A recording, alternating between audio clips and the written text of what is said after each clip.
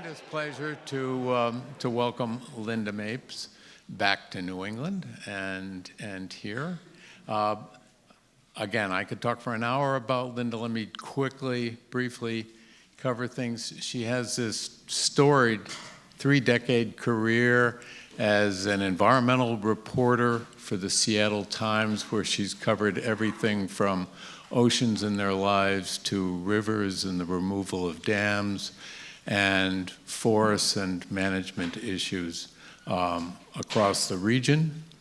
She has spent a couple of long bouts of time here in New England, first as a Knight Fellow, which then brought her from MIT out to the Harvard Forest, where she came up with a phenomenal idea to tell the story of climate change through the biology, history, characteristics, and human kind of dimensions of a single oak tree that it lives at the Harvard Forest, and that resulted in a wonderful book called Witness Tree. She then did another bout of fellowship at the Harvard Forest and connected with us and said that she was in the process of writing a book that was starting by centering on old forests and management issues and the work of Jerry Franklin. And she came up with the idea of connecting the West Coast with the East Coast, which resulted in her wonderful new book, which is a tale of, or the dispatches from the salmon forests of the West and the East. So, as a follow-up to the work of Jerry, the presentation we just heard from Tom, there's no better person for a large perspective on lots of dimensions that come from looking at forests on the East and the West than Lynda Mapes. Welcome.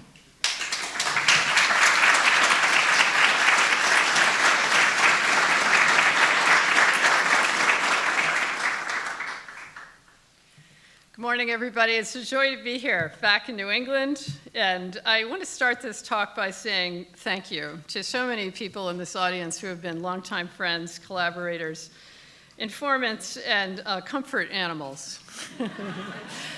Book writing is a long and solitary journey always. And in this case, this, as I'll get into when we talk about the book, this actually wasn't at all the book I intended to write. It turned into a very different story. And some of the people in this room were especially helpful to me in that journey: Jonathan Thompson, David Orwig, Neil Peterson, and of course, very modestly, David Foster. Didn't even mention the hard time we did together in Witta-Pitlock chasing this story. Yes, where every single table lamp in our hunting lodge was an animal's leg. So, you got to picture this. Just a moment now. You're in your bed. It's nighttime. You want to get your chapstick or something, and you put your hand out for the lamp, and it's hairy. Yeah. It's actually hairy, and there's a little hoof. And like, oh, that's not chapstick. No. Okay. And then you come out for breakfast, and there's taxidermy just like glowering at you from every direction. So Witta-Pitlock, it was quite a trip. We had a really good time. Got to know David in a whole different kind of way. I discovered we had a passion for grape nuts. He's really easy to cook breakfast for, grape nuts, so don't be afraid of it. Invite him for breakfast. So I'm going to tell you a little bit about what we're going to do here. It's going to be totally unlike any of the other talks. This is not a science talk. There will be no box plots, none at all. We're going to start with some tree porn. Yeah, big tree porn, because after all, this book starts in the old growth forests of the Pacific Northwest, and then it travels, and we go to Maine, and that came from a single conversation with Jonathan Thompson. When I was a Bullard Fellow, we were standing in the second floor at Shaler Hall, and I said, John, where did this thing come from of, given the original knowledge systems in the Pacific Northwest of keeping the wealth of the forest in a living forest for 7 generations, and you use the forest, you're stripping bark for clothing, you're making canoes, you're taking planks, but except for the exception of making an ocean-going canoe, you're not cutting the whole thing down, you're keeping even individual trees. multi-generationally, you're kind of gardening the forest, actually. So where did this idea come from of you cut it all down and take the money, cut, run, keep the money in a distant bank, usually for some investor? And he looked at me and he said, oh, Maine, birthplace of industrial forestry in America. And I'm like, oh, I guess I'm going to Maine. So that's where the book changed, and there's a hinge in the book. We start off with, of course, Thoreau and his visits in Maine to contextualize what he saw as those forests began to be cut. And then we go into the story of the Maine forests and this miraculous place, 10 million acres of forest land, nothing else like it anywhere, almost all privately owned. And some of what's going on there in terms of the potential for wildlands, the potential for recovery, the potential for forests that are about more than pulp. So let's get started. I am going to read to you a little bit. And by the way, thanks to Phoenix Books, these are over there. So go by. I brought my special pens for you. I will sign books. All right, I promised you tree porn. Don't you want to just smell it and touch it and hold it and crawl inside that little hidey hole? My original idea for this book was that there really hadn't been an updated book about the old growth forests of the Pacific Northwest. Ruth Kirk had teamed up with Jerry Franklin to do a book about the Hoh rainforest, H-O-H, Hoh rainforest in the Olympic National Park in the 90s. And it's a wonderful book, but a lot's happened since, and I wanted a bigger geography, and I wanted to update the old growth story. So here's how this book actually started. I called Jerry Franklin to talk to him actually about the anniversary of the eruption of Mount St. Helens.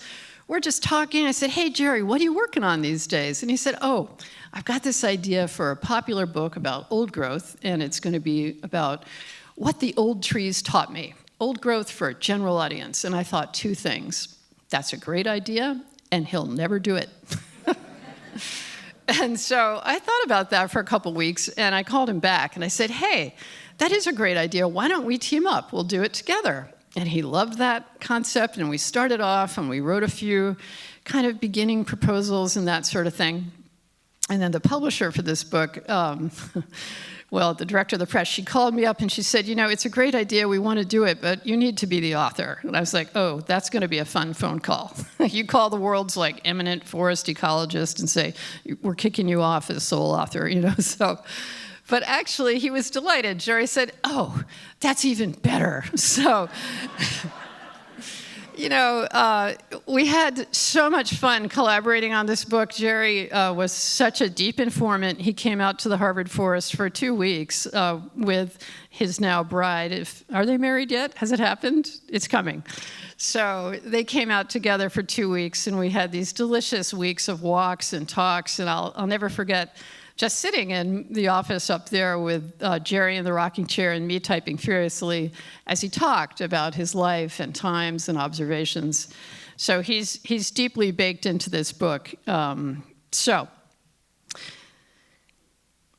here we are, and we're at the Cedar Flats Research Natural Area. And if you haven't been there, this is near Cougar, Washington. It's in one of these national forest research sites. If you want to go to an easy, incredible old-growth forest in the Cascades, you couldn't do better. Jerry calls this the most beautiful old-growth forest in the lowland Cascades, so that's quite a recommendation for you. Flat trail, easy walking. You can drive to the trailhead. You can take anybody here. I really recommend it to you. This is where Jerry took all of his classes for decades at the University of Washington, and it's where he took me to talk about old-growth characteristics. As we know, as Tom beautifully told us in this talk that came just before mine, Jerry's work in that 1981 paper really kind of broke open with his collaborators that old growth is a thing. It's not just an older tree, it's a special tree that forms forests with very unique characteristics. And, you know, it isn't just the size, it's the complexity. It's all the little things. It's the actual real understory with all of its diversity and all of the food for the wildlife. And indeed, these older trees, they're kind of like us, right? They kind of start to fall apart and break apart and show their age in their many ways, all of which makes habitat for animals, and again, that complete understory. And it's the diversity of the structure, isn't it? It isn't just a dark and gloomy place. It's also the gaps where these stories, these long evolutionary stories of a forest, are told uninterrupted by us. The forest can go through all of its changes, and we get to see a forest express itself. This idea, so beautifully enunciated by another speaker this week, of freedom, that a forest actually has its freedom to tell its own story. And when it does that, this is what you get. You get gaps, open areas, the next generation rising, and these little moments that you get to enjoy intimately in a forest, cercinate vernation of a fern in the spring. The grandeur of these places, I would argue that if we didn't have these places, we would need to invent them for the human spirit alone. When you go into these places, something happens inside you. You put yourself more appropriately in the human story in our place on this earth as just tiny, soft little mammalian lives that are very brief. That's perfect for scale. You can see just how big they are. This time with Jerry was very special. I'm scribbling madly to keep up with him always. And this is the moment the book changed for me. I thought, as I told you, I was just going to wander the drip line of the old growth forests of the Pacific Northwest and tell that story of what they are and why they matter. But after a couple of days at Cedar Flats, Jerry said, I want to show you something. I said, okay, let's get in the truck and we'll go look. And about 10 minutes down the road, there's this classic clear-cut industrial private land right down the road. And, I've seen a lot of these. We've all seen a lot of these in the Pacific Northwest. And Jerry Franklin, if you don't know him, he's a soft-spoken man. He's an elegant man. But we went there together, and he was angry. And, when we walked that landscape together and he went off, to put it mildly, I thought to myself, okay, this book has to be about a very different story. It has to be about not only the magnificence of these forests, it also has to be about how is it that we lost so much of them. And I think that one of the things that I loved about working with Jerry Franklin is the way he learned. He was a scientist and still is a scientist who learns by looking and seeing and being instructed by the forest. And he's instructed by the forest, and he's also instructed by the clear cut and what it means in terms of why that's a problem. So I'm going to read to you a long quote from him about what's happening in this picture. He talks about how he and his collaborators learned about dead and downed wood and that it matters, how they taught themselves that, and secondly, why that's a problem. We learned by looking at the old forest. That is how we were taught, and the richness and complexity of it also taught us to be humble. It was a tremendous object lesson in humility and respect as well as knowledge. The lessons in terms of knowledge, but also lessons in terms of you have to be pretty arrogant to just assume this is nothing more than a source of wood, and you can essentially duplicate it by planting rows of trees. We took a lot of shit from ecologists that thought this was just a hobby thing. We had a lot of negative feedback on the dead wood work, attacking it as just hobby stuff that had no relevance to science. A place like Harvard would have nothing to do with it. It wasn't the sexy sort of stuff, the hypothesis testing the academic scientists are so excited about. I was often angry at the Eastern ecological community, the ones writing all the papers, writing all the textbooks. What they were writing wasn't taking account of the forest that I was in. And I was bound and determined that one of the things I was going to do was to see these theoreticians have to take account of these forests. We established it was an important structural element in the forest. It has to do with mortality of trees, not just leaf fall or branch fall. That means an investment of time. This lack of respect for time is what's wrong with industrial clear cuts, Franklin found, the plantation-style forestry that robs everything the old trees had taught him was important. The herbicide that kills the young growing understory that feeds the soil, the replanting with a monoculture that will never have the complexity of structure, age, or species of a true natural forest. These conversions of natural old forests to plantations were stealing from the future. These once naturally forested sites were now croplands that could never become the old growth of tomorrow. Quote, I refer to plantations as one of forestry's great deceptions, Franklin said. We were fooled. People have to realize that all is not well. Foresters deceive themselves into thinking plantations are forests, and they are not. These are great for stockholders, but nobody else. Jerry Franklin.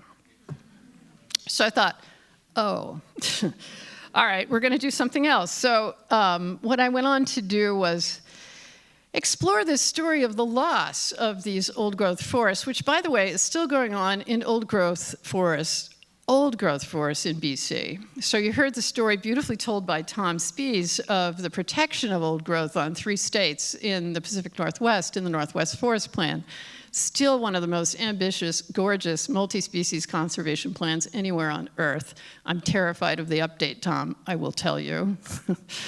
But, you know, right across the border, same ecological valuable forests, same ecotones, same biota, same everything, and this is still going on. So I want to read to you a little bit about my work up in BC. I spent quite a bit of time up there, both with First Nations and with scientists getting to know those forests, but also getting to know the cutting of those forests and some of the consequences of that.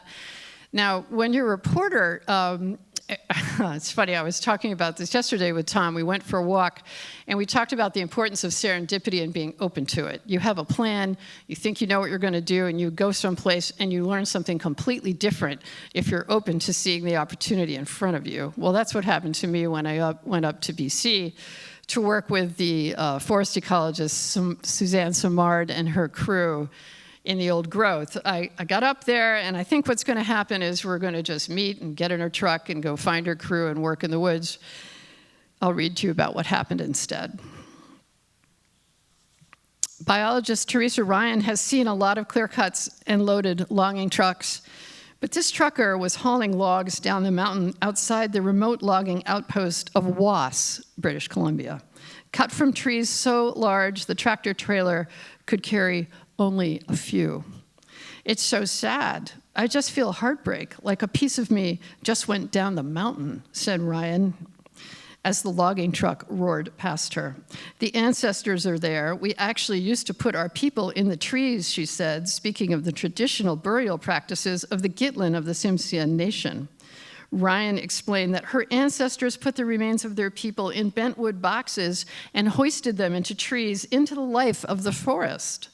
So when she said the ancestors were in those trees, just cut from the mountain where they had lived for centuries, she meant it literally.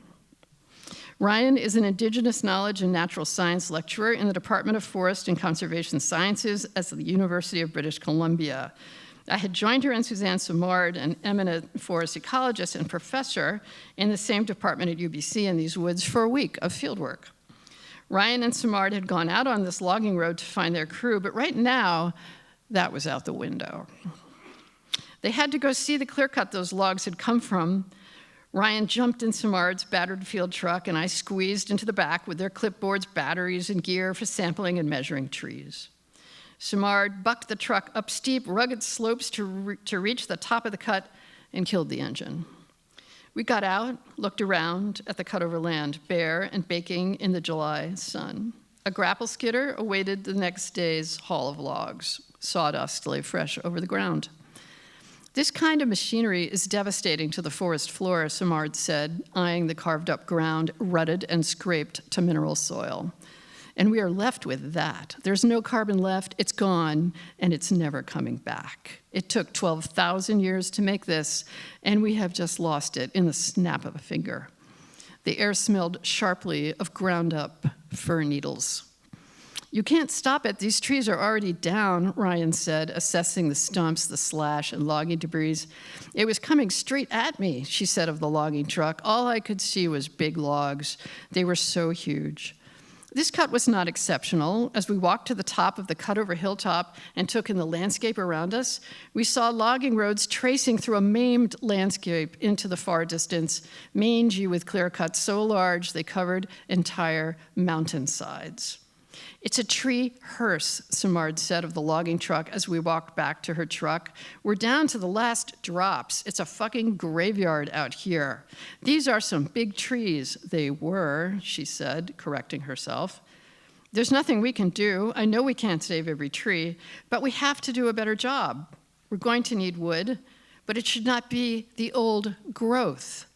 That was all cedar. It just makes me sick. And the fact that we have seen it day after day after day all over the country, I'm sure those trees are 1,000 years old. People grow so numb to it. We all are." Ryan gathered a scarred piece of wood from the ground as we walked back to the truck. "We've got to burn this to honor the spirits, honor the ancestors," she said. As we headed down the mountain, a distant rumble filled the air. "Here comes another," Simard said, yanking the wheel to pull over to get out of the way of the log truck. After it passed, as we descended the mountain, ravens were circling and calling. "Stop," Ryan said. "Stop right now." Simard jerked the truck to a halt, and the ravens' calls filled the still air. "They're crying. Their home is being taken," said Ryan, who is of the Raven clan. "Their nest trees are being destroyed. That is their mom. That is their baby. She's in shock." We just sat for a minute, quiet. Then Simard started back down the logging road, jouncing over the ruts. "It's so disrespectful to the mountain. It puts the mountain to shame. Our shame," Simard said. Gathering speed past a numbered sign for the logging road. It was riddled with bullet holes.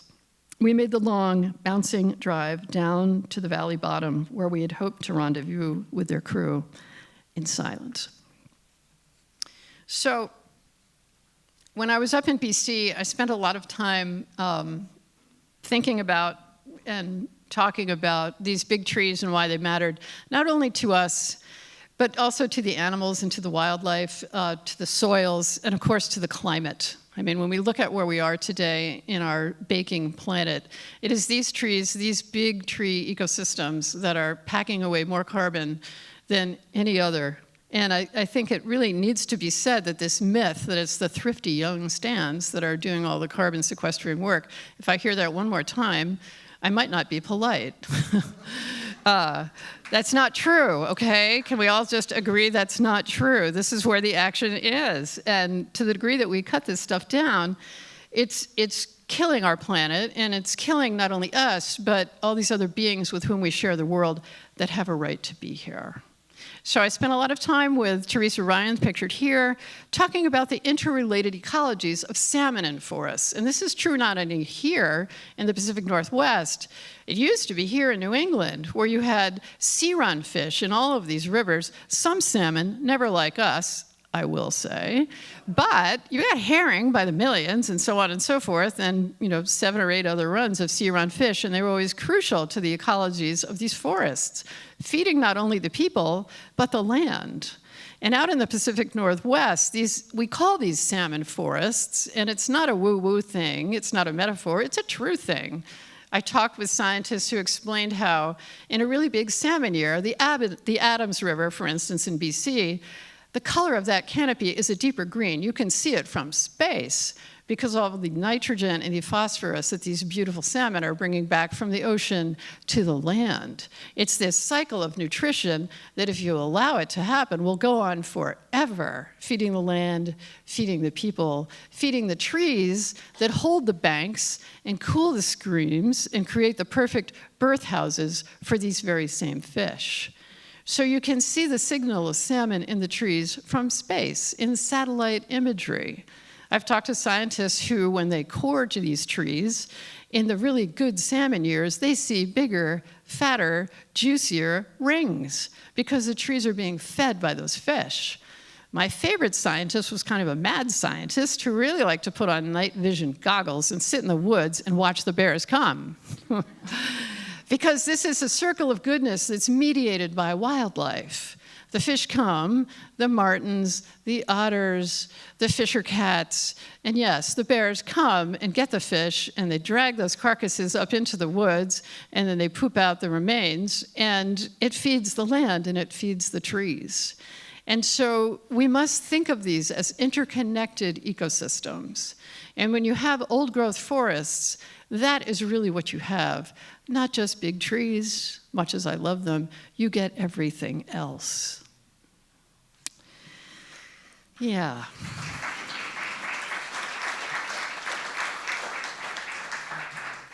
I spent a lot of time with some of the first people up in BC talking about how also these trees were always sustained by them as living ecologies, living ecosystems. You could think of them as living banks. This is Ernest Alfred from the Namgis Nation, who also is a very courageous fighter against industrial fish farms in his territory. You know, in BC, in the Big House, they talked about how their law, their way, is a law in a way of abundance. That if you're a chief, your job is to take care of that salmon stream, and you're not measuring to beat extinction. If you've done your job well, this is what you get. You get the potlatch in the Big House, where you feed everyone, because there's lots of fish, and there's shellfish on the beaches, and the clear mountain water is the first thing that you drink, and you eat off cedar dishes, and you wear your cedar regalia that's been passed on for generations. And this celebration is happening in lands and waters with so much joy and so much goodness. There's so much laughter. This is what a living forest brings. It brings joy, it brings health, it brings continuity to the next generation. There's so much bravery going on right now in these unceded territories where Native people like this grandmother are doing land back, sometimes all on their own, just moving back to their territory and setting up a camp. She did that. Her family was frantic. Yeah, that's courage. Here's the other thing. The Nuchatlat people on Nootka Island, they're taking these trees as testimony into court to saying to BC Supreme Court, okay, we never fought a war with you. We didn't sign a treaty. What are you doing here? Tell us why these industrial logging companies are ripping our forests to pieces. We want to establish salmon parks where we curate these forests, let them heal. It's a 1,000-year plan of regeneration, and we're suing for our right and title so we can take care of our lands.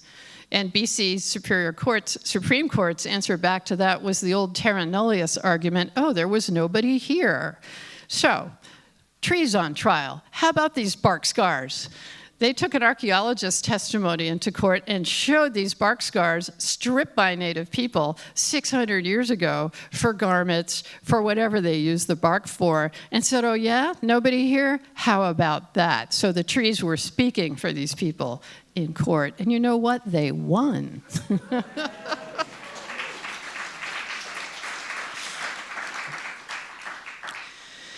Okay, Maine. Let's talk about Maine. This photo, I will say, is an extreme version. They call it the magic forest up there in northern Maine because it does something our forests in the Pacific Northwest don't do, because they get moisture evenly throughout the year. It just grows back. It's a kind of miraculous thing. They don't actually usually replant in Maine. They just, cut the thing down and they come back and they cut it again. They don't really do what we do in our plantation-style forestry, cut it down, herbicide it, replant it as a monoculture. This is kind of an unusual one, Weyerhaeuser land. It was cut and herbicided so many times, it just wouldn't grow back. I drove along this for minutes. I made videos. This is just one still from the video. Mostly it looks like this. I rented a plane on my Bullard Fellowship and took poor Jonathan Thompson up with me. He's very airsick, we discovered. But I think we both have to admit it was really worth it because, you can't really see anything on the ground in a place like this. The landscape is so big and the trees are so small. It looks downright suburban. Actually, you can't see a damn thing from the road. You've got to get up. And when you do, this is what you see. This is called strip cutting, and it goes as far as you can see, basically. The land looks like corduroy slacks. You're seeing different versions and stages of recovery of lots of this. Ironically, this is a consequence of the people of Maine taking issue with clear cuts the size of townships, 26 square miles. And this is the result. The strip cutting was meant to be a reform from clear cutting, and instead what you wind up with is cutting, honestly, the same amount of lumber, but with double the edge effect.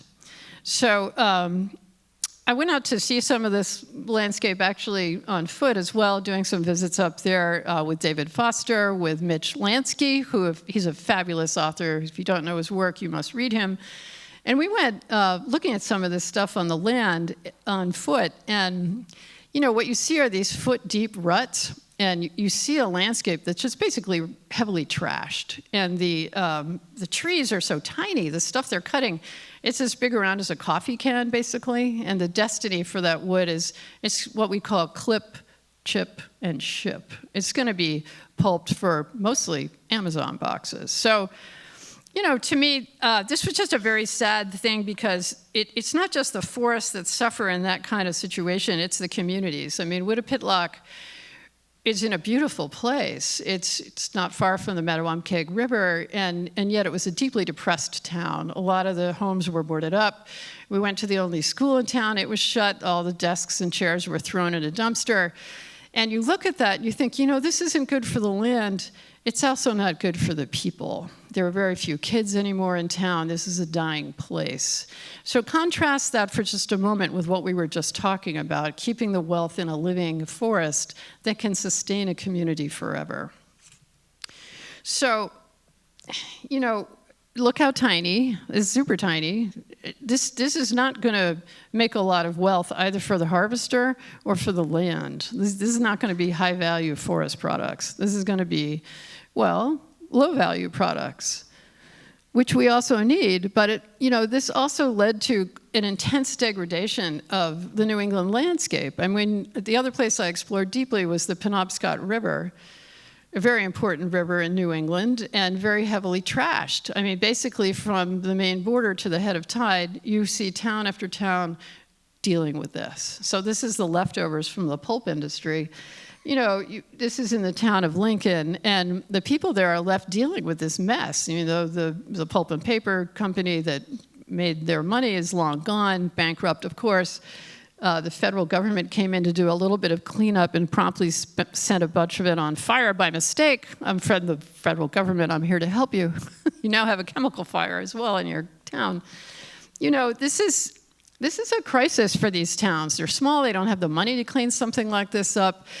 Exploring the river with the Penobscot tribe, I thought, being where I'm from, it'll be fun to get to know people there by maybe going to a feast of fish from their river, because I know they're doing dam removal and they're cleaning it up. And I was told, we don't eat it. We can't eat our fish from our river because it's still too contaminated from the pulp mill wastes.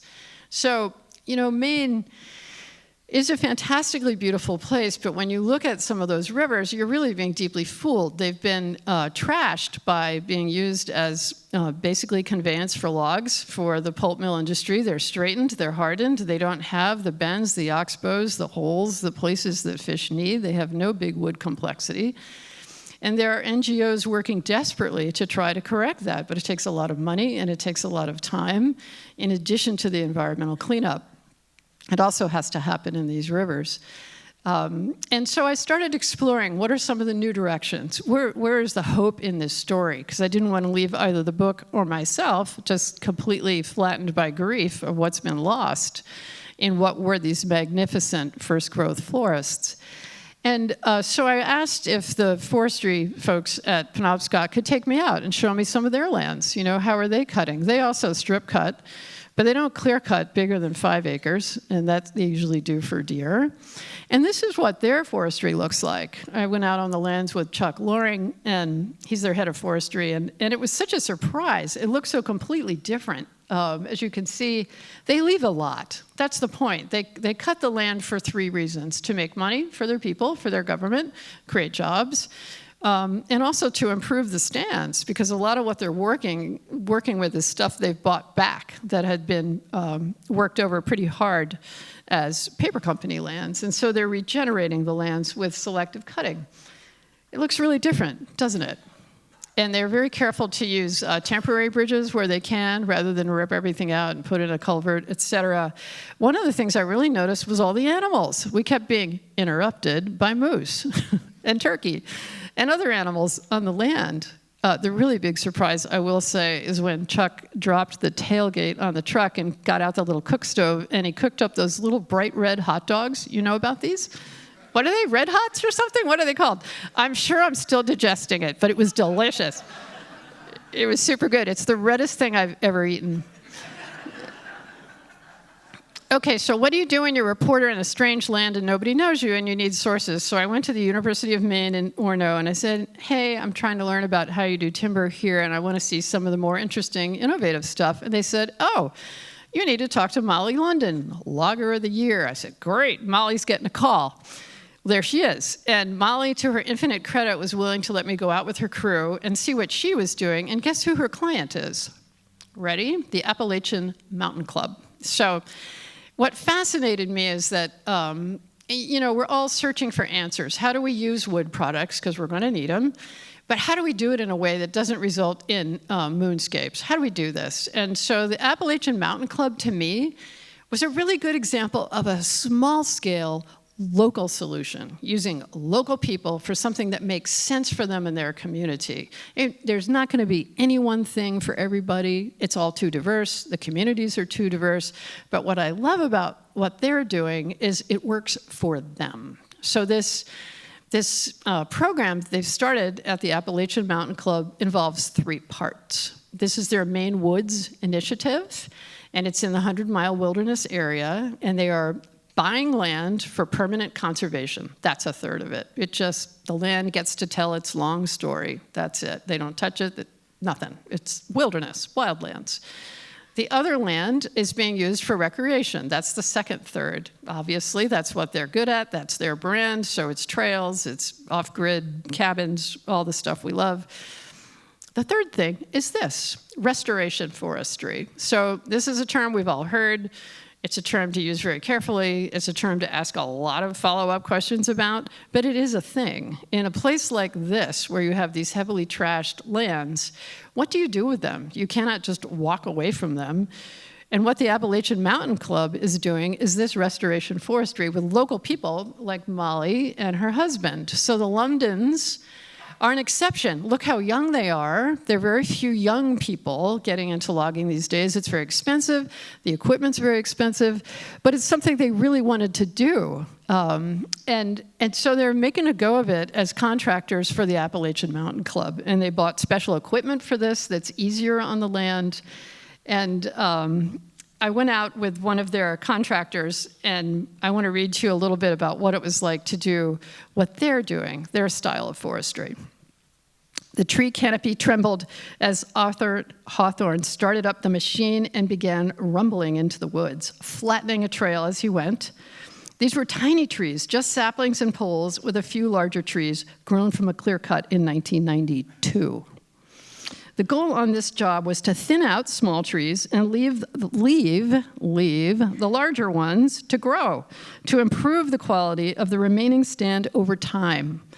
This was formerly paper company forest land off the Stud Mill Road in Down East Maine, and these thinnings were now grown to barely merchantable size for pulp.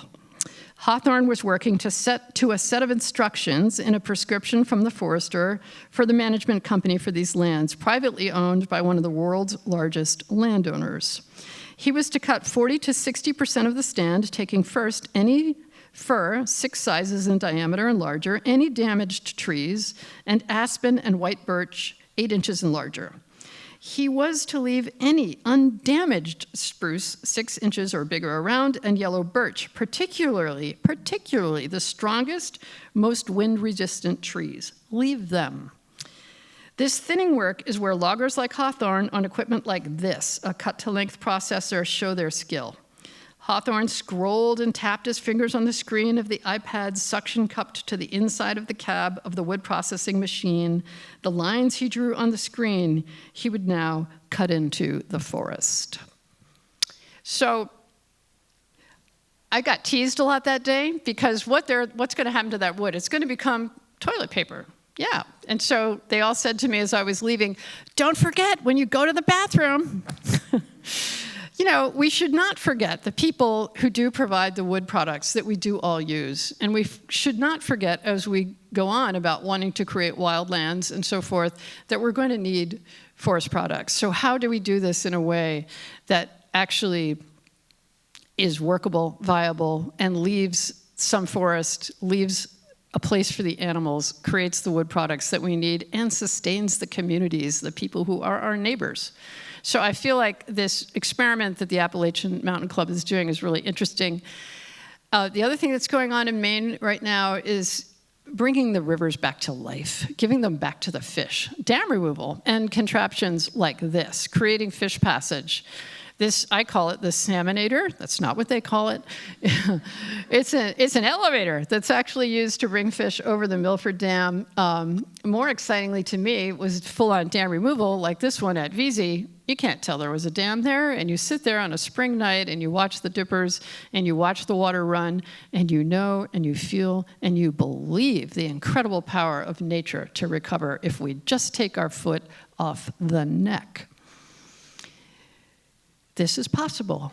This is being done right here, right now, in New England. Atlantic salmon. I had only seen them in a can. You know, it's a salmon? Sure, why not? They only get about 1,000 of them back in the Penobscot River, which to me is pathetically small. But they are coming back, and even better than that, millions. That's an M with an S of alewife. Incredible. The herring that are going to feed the land.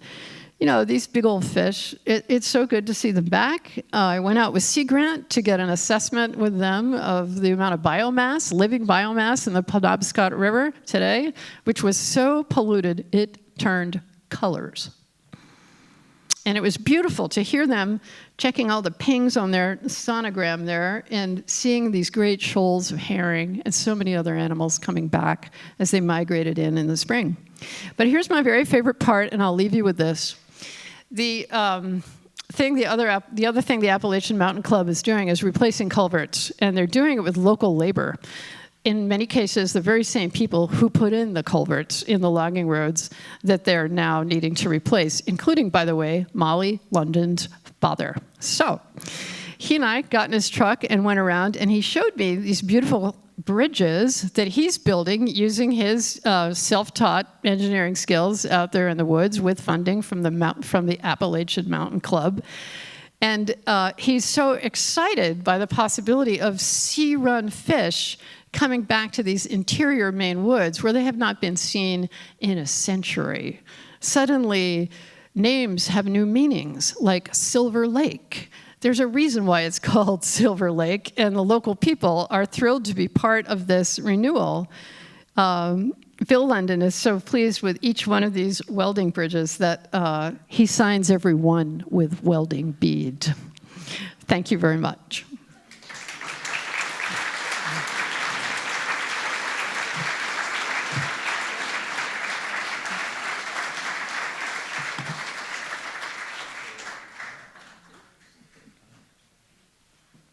Wonderful. Thanks so much, Lynda. We do have time for some questions. I think they want you to stand right in here, but you can hold this. Hi. Thank you so much for sharing all that and weaving that story. I'm curious if looking at the East or the Northeast, in addition to the restoration work for these like heavily worked, maybe trash lands that you visited in Maine, that you see a similar struggle for older forests and old growth here as well. Like in addition to those places, we're still seeing hundreds and thousands of acres of even-aged cuts on some of the oldest and healthiest blocks of interior forest in the Northeast, like Region 9 old growth on our public lands, identified old forest habitat, et cetera. So I'm curious, like, do you see parallels between that situation here in the East and in the West? And is that also an essential part of like the restoration agenda, taking care of those places? It crucially is. Out where I am right now, the big movement is for old growth is already protected on state lands in Washington by statute. I'm happy to say that, on state lands, in addition to the federal lands that you already heard about. But now what we're talking about is mature forests. That is the old growth of tomorrow. These are 90, 100, 120-year-old trees. These were the early sloppy cuts done by hand 100 years ago and more. And these have regrown to diverse natural forests. And our State Department of Natural Resources, wants to cut those, and the timber companies really want those for these higher value things like telephone poles and so forth. You can only get those where we are, because what do you want? You want a 120-foot tall Douglas fir. Yeah, that's what you want. But that's also what the spotted owl wants, and it's also what the people want. And so we just elected a new state commissioner of public lands who ran on a platform of stopping the cutting of mature forests in Washington on state lands, and he won in a landslide. So, this movement is maturing, and I think what I want to leave you with on your question is the idea that this is not a terminal story or a terminal process. It's progressing as our science informs us more about what we need. It's very interesting to me to talk to Jerry Franklin about the matrix lands. He regrets that they included cutting of so many of those big older trees in the matrix, and he and Norm Johnson, another one of his collaborators, fought the flat country sale in Oregon to cut those trees. When it came time, the Forest Service really took their first swing at cutting some of the matrix for big trees, and he helped shut it down. So our knowledge is growing, and our need is intense. And so yes, this need to safeguard these forests against cutting when really we've got plenty of wood. One thing we could do is stop shipping it overseas. You think we have a wood shortage? You should see the docks in Port Angeles.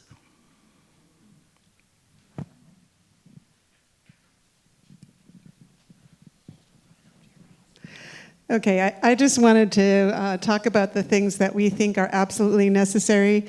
Bidets are not just for Europe anymore. As the advertisement says, why wipe when you can wash?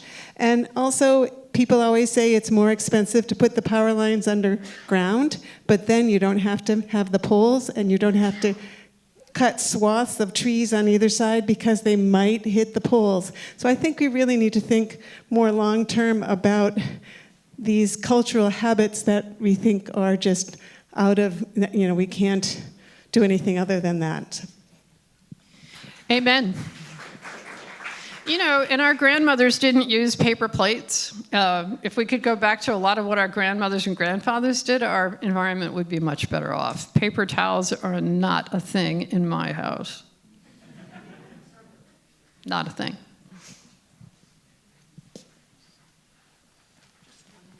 One more. Last question. Hi, thanks. That was terrific. I was just curious about that Appalachian Mountain Club property that you said 1/3 was allowed to be returned to wildlands, and I forget what the other what was the second third? Third is recreation, right? And then the third for restoration forestry. Right. Was that to prepare it for future harvests, like in a certain amount of time? It's a long-term vision to improve the quality of the stand. So we're talking about a process that the people working on this today are never going to see the end of. I mean, basically, it's to cut out the little stuff and let the other things grow bigger. Oh, they do make money off the stuff they cut, though. They sell that, and it helps pay for the program. They also pay taxes, which is interesting. That's something they did basically because they thought it would be better for relationships with their neighbors. So it's not a quick reentry program, not at all. They're basically trying to do a long-term stand improvement. And with the intention to continue to harvest those areas. So yes, this is a program, the Appalachian Mountain Club program, is one that balances wood production long-term in a more ecologically sustained way with wildlands. Lynda, thank you so much, please.